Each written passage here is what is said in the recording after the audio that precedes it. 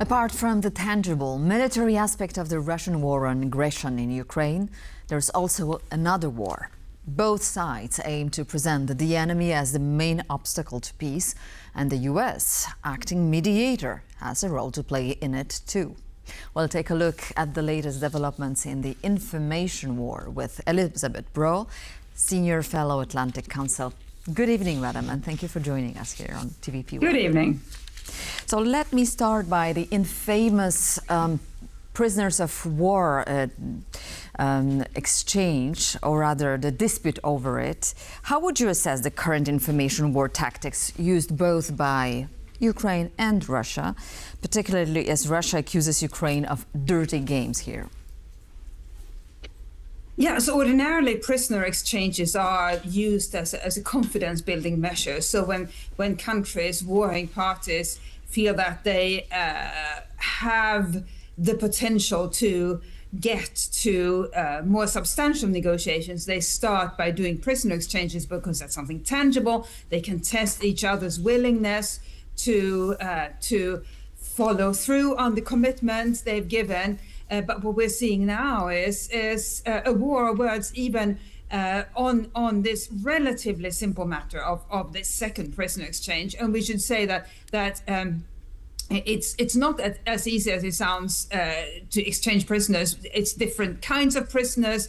It's also some that may have died in captivity. So it is complex, but not as complex as negotiating peace, clearly. And so what we've seen in this round is the two sides having agreed on a set of steps that were going to form the second prisoner exchange, and then Russia saying that Russia essentially starting this process on its own, and Ukraine saying, well, hang on, that's not what we agreed to, and Russia then saying, well, Ukraine is not interested in the prisoner exchange. So it is a very muddled picture at the moment, but I think as has been the case throughout the war, Russia has definitely shown less commitment to the truth than has Ukraine. Exactly. So this building trust measure absolutely failed so far. What are the potential consequences of these public disputes in your mind?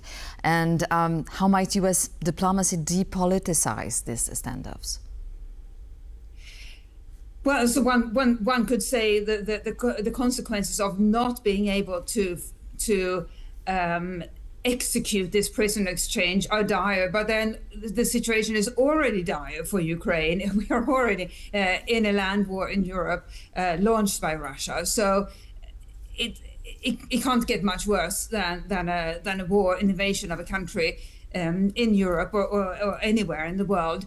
But I think there was some hope after the first prisoner exchange was successfully executed, that at least on this relatively small part of negotiations, there could be success. And we should remember every POW and other prisoner traded for somebody from the other side, that's a person who can then return to his family, or in a few cases her family. And it is extremely regrettable that we are not even able to reach that with the second stage of prisoner exchanges. Now, ordinarily, one would hope that the United States would be able to make a difference, and they would put pressure to get this deal done or to execute it. But that doesn't seem to be likely to happen. President Trump said just a few days ago, when in a meeting after, or in a press conference or press encounter during Friedrich Merz's visit, he said that he thinks the course to take is to let Russia and Ukraine fight it out. So that seems to suggest that the United States is not willing to play an active part. Exactly, and it remains to be seen whether these implications will also influence future humanitarian cooperations. But let me now go to the latest phone calls between Donald Trump and Vladimir Putin, and also the diplomatic effort on the part of Andriy Yermak. leading to a potential in-person meeting between Volodymyr Zelensky and Donald Trump. Do you think, because apparently there's sort of a race to the US president's ear, but how important are these talks anyway, and how much can they change in the Trump's strategy?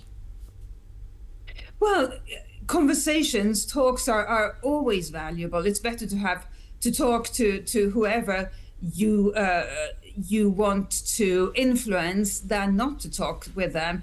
But Vladimir Putin has shown over the past 3 years and now 3 months that he's not that willing to listen to any outside leader trying to sway him. And he had shown that, in fact, already before invading Ukraine.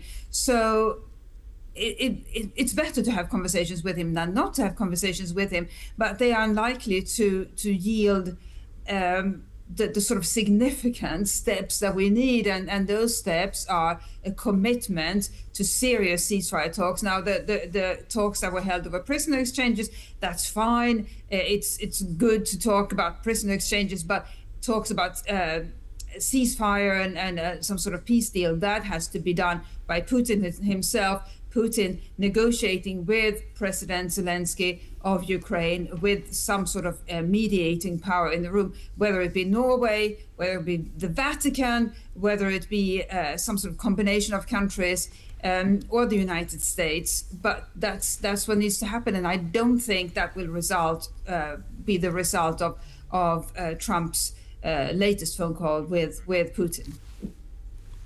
And in light of the Ukraine's drone operation, the latest one, Spiderweb, how does this counter-information campaign shape global perception of Ukraine's military capability? And what could be Russia's response in info domain?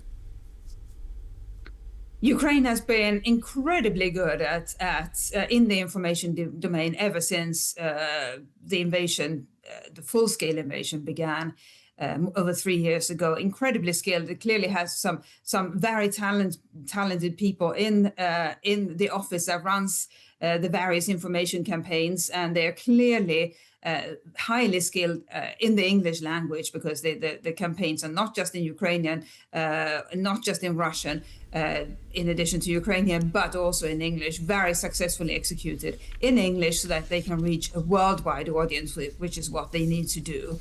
Now, Russia is not a slacker either in the information domain, but it's not as innovative as Ukraine. It's innovative in other areas, but not so much in the information domain. It doesn't put out as sophisticated content as Ukraine does. Now, it's very good at disinformation operations and influencing or subverting public opinion in other countries, but when it comes to influencing people to support Russia's side in this war, Russia has been not very successful. But what it is good at, or what it does have at its disposal, is a very significant military, and that's what it's going to use. It's what it's already using, and what it's going to use is likely to use to retaliate against Ukraine's very clever drone attack. Russia will never admit that it was a very clever attack, but it was a very clever attack, both from the harm that it caused and the way it was executed and the way it caught everybody's imagination and impressed people around the world. Russia is not going to let that go unavenged, and the Ukrainians knew it, but they went ahead with it, with the drone attack anyway, which I think was the right course of action. Look how much admiration or respect they have garnered around the world as a result of that campaign. But Russia is likely to use brute force in response. Exactly, and this brutal force is well underway. Russia recently launched its largest drone and missile campaign yet, targeting cities like Kharkiv and Kherson, and tragically killing civilians, including children. So from an information warfare standpoint, how can Ukraine, and more broadly, the Western partners, effectively counter Moscow's narrative justifying such attacks as military necessity? I don't think anybody is under any illusion anymore that a large-scale kinetic response that kills civilians in response to a drone attack that disabled aircraft, that's somehow a proportionate or legitimate response. But I think that the challenge for Ukraine and the global community committed to the rule of law is that Russia doesn't care about its reputation. So it doesn't care that large parts of the world sees it as a brute aggressor. Now we should remember that certain parts of the world do not, but large parts of the world do, and Russia just doesn't care. So it doesn't bother Vladimir Putin and his lieutenants that people in the West see Russia even more as a brute aggressor when it responds in this way, and when it launches attacks that are in no way a response. They are Russia initiating even more force against Ukraine, but Russia doesn't care. And this is our dilemma. Russia cannot be shamed into better behavior. Elisabeth Braw, Senior Fellow, Atlantic Council, thank you so much for your insights, madam, and for sharing your time and using your time here on TVP World with our viewers. Thank you so much. Thank you. And thank you for watching. This was World News Tonight. Thank you for being with us, and please stay tuned to TVP World for more.